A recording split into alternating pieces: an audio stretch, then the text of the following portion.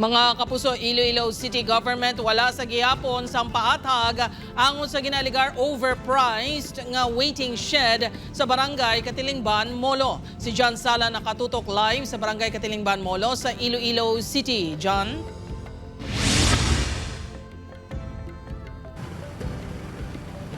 Jerd, subong nga maulanon ang tiyempo, dako nga bulig ang mga proyekto kaangay isang waiting shed. Apang suno sa pila ka mga residente sa Barangay Katilingban, Molo, hindi madula kuno nga ila kwestiyonon ang ini nga waiting shed kung bala nagabalor ini sang malapit 800,000 pesos. Sa balor nga 798,525 pesos and 47 centavos. Isa na kuno ini kabalay para sa Iloy nga si Lori Lee. Gani apisar nga nakabulig sa ilang ini nga waiting shed sa Barangay Katilingban, Molo, Iloilo City. Hindi sa gihapon kuno maibitar nga kwestiyonon nila ang proyekto bangod sa makaduluda sini nga presyo. Pwede na mapatindog balay ang 800,000 sir mo. Tapos sinaya mo lang. Para naman sa construction worker kag vendor nga si Brian, mataas na kuno ang 400,000 pesos nga budget para sa among istruktura.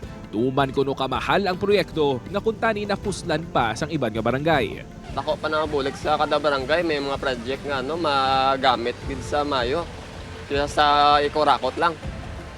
Bulsaon lang. Gintinguan liwat sa news team nga makuha ang bahin sang LGU angot sa issue. Apang sunod sa spokesperson sang alkalde sang syudad sang Iloilo nga si Joy Fantilaga Gorzal.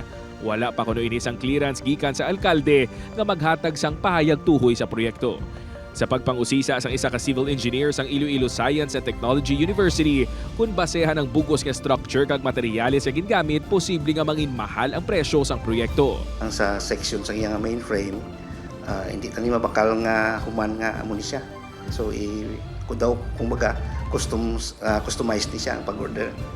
So medyo mahal ni siya. Apang aminado man si Engineer Vercula nga mas makakinot kun tani kung wala naging paagi pa sa kontraktor.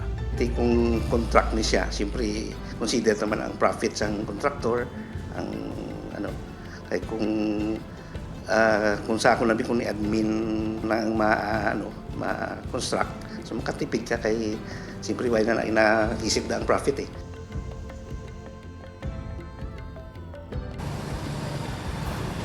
Jared, gina-question man sang pila ka mga commuters kag residente sang barangay kung nga sa ginbutang nga project information, wala sang may nabutang nga date kung saan og ginsuguran kag natapos ang nasambit nga proyekto, subong man ang source of funds sang proyekto.